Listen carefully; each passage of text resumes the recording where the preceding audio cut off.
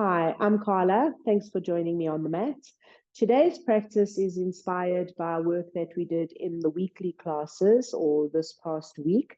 And we worked a little bit on balance. And we are today going to do quite a short but intense practice that's suitable for everybody, really. You're going to need some blankets, perhaps, for the seated pose in the beginning, also for Viparita Karani if you don't have a bolster. If you have a bolster, have your bolster handy, 2 bricks, as well as a strap. So grab your equipment and meet me on the mat.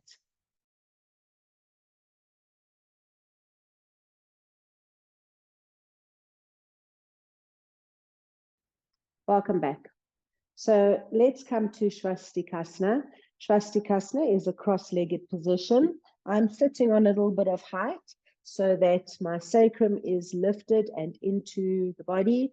I'm on the pinpoint of my buttock bones, and I'm able to get the thighs and the knees parallel to the floor. If your knees are sitting up here, if your hips are very tight, take a little bit more support so that the thighs are level to the ground. With the cross at the shins, adjust the buttock flesh out the way so that you're sitting evenly on both buttock bones. And on an exhalation, just settle the knees. Lift the spine. So from the buttock bones, lift up through the sides of the spine, lift the chest. And as you exhale, let the shoulders stay away from the ears and the flesh of the shoulder blades draw down the back. Feel that when you lift the chest, you're not tipping the rib cage. So lift the chest by lifting the kidneys, and from the back waist, descend the buttocks down so that there's length in the lumbar spine. With that tallness in the spine, on an exhalation, make sure that the thighs are settled down, the shoulders are away from the ears, and bring the hands into the prayer position. Keep the head and neck straight, eyes front. And on an exhalation, just close your eyes. The eyes want to seek out all the time, so just draw the eyes back to the back of the skull. Take the eyes down to the heart center and lift up the heart center. Extend the spine. If you have a tendency to arch the lumbar spine, on an exhalation, draw the abdomen back. And once more, from the back waist, buttocks down. From the back waist, kidney band lifted. When you lift the chest, if you lift the chest by stretching the shoulders up to the ears, lift the breastbone from the bottom breastbone to the top, but consciously keep the shoulders down, away from the ears. The very outer corners of the trunk, move them back so that you get a spread in the collarbones and openness in the chest. Just come to a smooth rhythm in your breath that can carry you through your practice.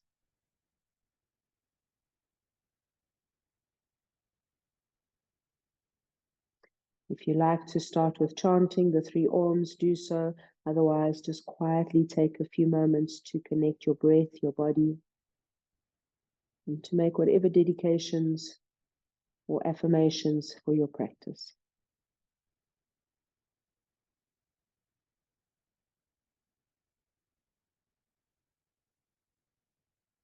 So you've set aside the time to come to your mat, just be with your breath. Focus completely inward. On the next breath out, drop your chin down. And with the head bowed down, take a moment to salute the divinity within. Release the hands into the lap and gently begin to lift up your head and open your eyes. Okay. Change the cross of the legs and just see with the cross at the shins, are you able to set the knees down, settle the thighs down, outer thighs descend, and then from the back waist, settle the buttocks down, lift the kidney band so that the lumbar spine is long and the abdomen has to move back to support it. Feel that openness, that spread in the abdomen. Take your hands next to you now and see with the fingertip pressure, can I get more lift in the sides of the trunk, not the shoulders? Can I keep the rib cage level by keeping the front ribs connected to the back ribs, keeping that lift of the kidneys. And because you've got the support of the hands, can you let go the thighs? Can you let go any tension in the groins, in the hip flexor region? Just let that earth element of the thighs, the knees, the buttocks happen. And as that grounding happens, keep lifting the sides of the trunk, the chest. Even lift the gaze a little bit. Invite that breastbone from the bottom breastbone to the top. Lift it. Keep the broadness across your collarbones by using the fingers, by coiling the elbows in, thighs settling down. And release. Right. So we're going to come to Supta Tadasana. And from Supta Tadasana, we're doing Supta Padangustasana number 1. So you're going to take your strap for Supta Padangustasana number 1. In Supta Padangustasana number 1, we are then going to go to Pajva. Pajva means taking the leg out to the side. So first, we'll come to Supta Tadasana. Then we'll take the strap to Supta Padangustasana 1, and then we're going to come across to Pajva. So meet me in Supta Tadasana. Bend your knees if you need to move the flesh of the buttocks away, to get that length in the spine, in the lumbar spine. Lift the kidney area up and roll the shoulders down away from the ears. Arms at your sides, extend the legs. Now, you want to press the front thigh down, but more than that, you want to extend the legs. So extend the legs, extend the spine, extend the arms at your sides like Tadasana. Make sure the back of the neck is long so that the throat is soft. And just as you extend the legs, feel how much of the back of the leg can you get to touch the floor. Now, taking the strap, bend up the right leg. Keep that expansion in the abdomen, so don't shrink the abdomen too much. And take the right leg up. Holding with 2 hands so that you can keep the chest nice and open.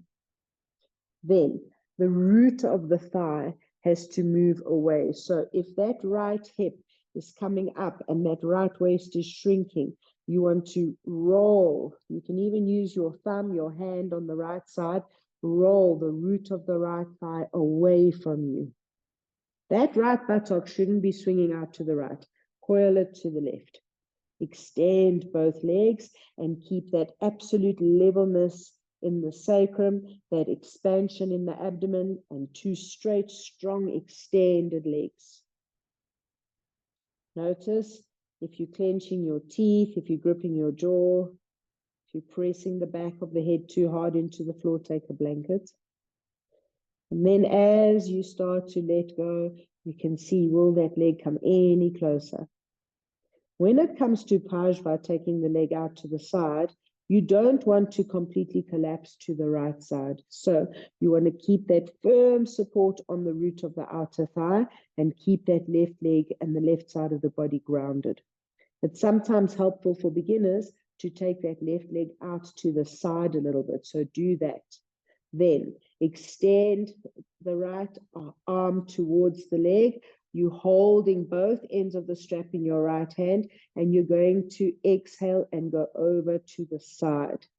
You want to revolve in that right hip socket and open up in the pelvis. It's easier once you're on your side to be able to actually reach the foot. So if you are quite close, you can remove your strap and reach the foot. If this is a lot of hard work for you and you're a beginner, keep the strap and rest your elbow on the floor. And with the right elbow on the floor, turn from the right side of the chest to the left, turn from the right side of the abdomen to the left. You're opening across the groins, you're stretching both legs, but don't let that right leg just collapse to the floor. The root of the right thigh has to be sucking into that hip socket. Then, when you're ready to come up, you're going to bring the leg back up to the center and bend the knee, put it on the floor, or the foot on the floor. Bend both knees, and with the feet on the floor, again, just release the back. Make sure the sacrum is level. If you're in a tight space, and you need to move closer to the wall so that you give yourself space for the left side now, then do that. Once you've adjusted the back body, extend the legs. Spread the abdomen, maintain this length on the left waist. When you bend the left leg up, you take the strap around the left foot and extend both legs. If it was helpful for you to take the thigh and the hand to make that adjustment of moving the root of the thigh out the way, then move it. Get that whole back of the leg to open up on the left side and the right side, 2 extended legs. Keep the arms in the socket so that the chest is open. And again, notice, are you clenching your jaw? Are you hardening the jaw, the teeth, the neck? Just relax the shoulders. And then as you be there with your breath, with your body, maybe slowly this leg wants to come. Now, you're going to take the leg out to the side to Pajva. You can move the right leg out the way to get more openness in the pelvis to help you to counterbalance and stretch that arm towards the leg.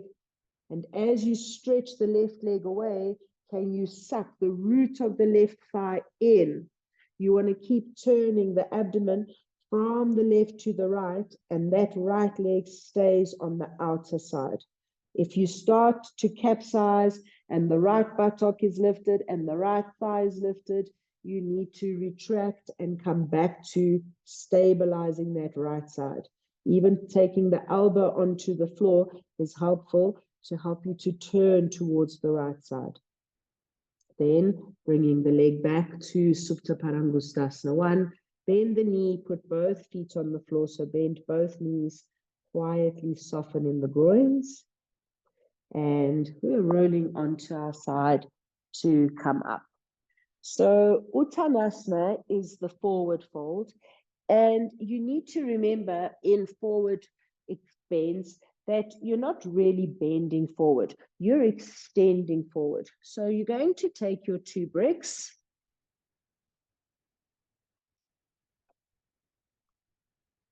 And we're placing the bricks in front of us where we can extend the spine fully forward and the hands will be under the shoulders.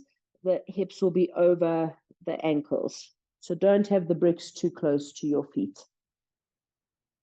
So you're coming to stand in Tadasana. If you're incredibly tight, you're going to take the feet hip distance apart. You want to get that lift of the abdomen, that length in the lumbar spine in Tadasana. Knees and thighs are gripping up, arms are extended. Now, when you come forward, keep the grip of the thighs, keep that extension in the front body, and take your hands underneath the shoulders. The abdomen is still back, the chest is still open, and the knees and the thighs are lifted strongly. In this Uttanasana position, you're going to, on an exhalation, if you're able to, start descending the bricks, but keep the legs lifting, the legs open at the back, and keeping the spine extended in front, then go for it. If you're able to, without bending the spine, reach the hands to the floor without bending the legs, then go. Keep the buttocks over the heels. You can complete your Uttanasana if it's within your practice to do by taking the arms towards the feet, hands back, head down. Legs strong, you press into the heels, you open the backs of the thighs. Come to Ardha Uttanasana, the halfway position. Come up with strong legs and a strong straight spine. And then, if you're able to, bring the feet together. It is going to be more stable with the feet together when we do Ekapada. Ekapada is lifting one leg at a time. So once more, you're going to come to your bricks if you need to, or hands underneath the shoulders, fingertips on the floor to Ardha Uttanasana. You're not dumping your weight on the hands, so be on the fingertips. If you're on the bricks, don't dump the weight on the bricks. Now, suck up the thighs. Keep extending the front of your spine by reaching the breastbone forward. Shoulders remain away from the ears. Keeping the abdomen in its place so that the hips are level. Keep the left leg, that hip must stay strong and lifted as we lift up the right leg. Right knee is straight. You're extending the whole of that right leg, and you want to get the knee and that right pelvic bone in front to turn towards the floor. Stretch the legs, stretch the spine. Keep that left hip lifted so that you can balance a brick on your sacrum. The hips don't open at this point. And then exhale, bring the right leg down. Have a rest here in Ardha Uttanasana. And when you're ready, firm up the legs, extend the spine fully. And with the root of that right thigh lifted, with this right hip nice and strong, you're going to extend that left leg back. Firm up both knees, extend the left leg fully, stretch into the heel, stretch into the big toe mound, and then stretch the breastbone forward. Lift the right outer hip and get the left pelvis to turn from the left to the right so that the sacrum becomes more level. Exhale, take the leg down. You can release all the way down in Uttanasana if it's appropriate for you, if it's releasing for you, and then inhale, come up and stand in Tadasana. So we're going to come to Tadasana on a brick. You're taking, especially if you have a long foot, take both your bricks lengthways like that on the flat side on your mat, and also if we could have our strap. So a classic yoga strap is the best because you can make a little circle out of it, easily adjustable, and it's going to hold its shape. You want to make a circle from inner armpit line to inner armpit line. And when you put the strap on, it goes on the wrist so that the tail end is to the side, so it's not going to bump your nose. Once you've measured your strap, have your strap just handy. Stand on either side of your brick. If you only have the one brick, make sure your whole heel is placed on the brick when you go into this. Hands on the hips so that you can feel that the hips are level. I'm going to stand on that right leg first. So placing the right foot on the brick, level out the hips. Now, to lift up, that right foot has to stomp into the ground, that right leg has to extend, and there has to be the sucking up of that right thigh. So pressing into the right foot, lift up, extend the spine, keep the hips level. Just feel how that balance goes, where you're essentially standing in Tadasana, but on one foot, and then exhale, release, and come down. Stand, straddling your bricks. Now we'll go to where we're standing on the left foot. So put your left foot on the bricks and get the hips level. You have to lift the pelvis straight up by pressing into that left foot. So step confidently on that left foot. And when you step into it, lift the spine, keep the gaze steady, feel the stability that the legs, that this pose on the brick brings to the legs. And then when you've held it for a few breaths, you will exhale and release. While you release, I'll show you the next one. We're going to do the exact same thing, but we're extending the arms into Urdhva Hastasana. So stand straddling your bricks, place the hands into the strap at the wrist, and extend the arms, lift the chest, take the arms up overhead. Now, lengthen up. See, can you lift the kidney area? Can you lift the side of the rib cage? Can you let the breastbone lift from bottom to the top? Not the bottom breastbone out. Thighs are strong. Press against the strap and see what stability that brings you, what extension that brings you. Then exhale, release the arms down. And now we're going to do the same thing on the bricks. So Urdhva Hastasana, arms up, use that strap to get that extension. Put the right foot on the brick, inhale and exhale, press the right foot into the brick.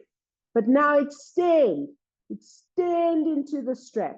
Lift the sides, the front, the back body. Feel, what does extension give you when you focus on extension rather than balance? Is there a new stability to this pose? Then release, relax the arms, stand in Tadasana. When you've caught your breath, once again, Urdhva Hastasana, reach up with the arms, lengthen the sides of the body. Then put your left foot on the brick. Now you're going to stand with confidence on that left foot, but you're focusing on extension. So inhale, and as you exhale, stomp on the foot, but reach the arms up. Lift the rib cage. Lift the chest, open the side ribs. Feel the length and extension in the back body. Extend the arms more. And then when you've been there, when you felt this one for a few breaths, exhale, step down, release your hands down, relax the shoulders completely, catch your breath. So extension often brings stability to the pose. Extension will help you often to not so focus so desperately on the balance aspects of a pose. We're going to come now to Virabhadrasana 3 shape.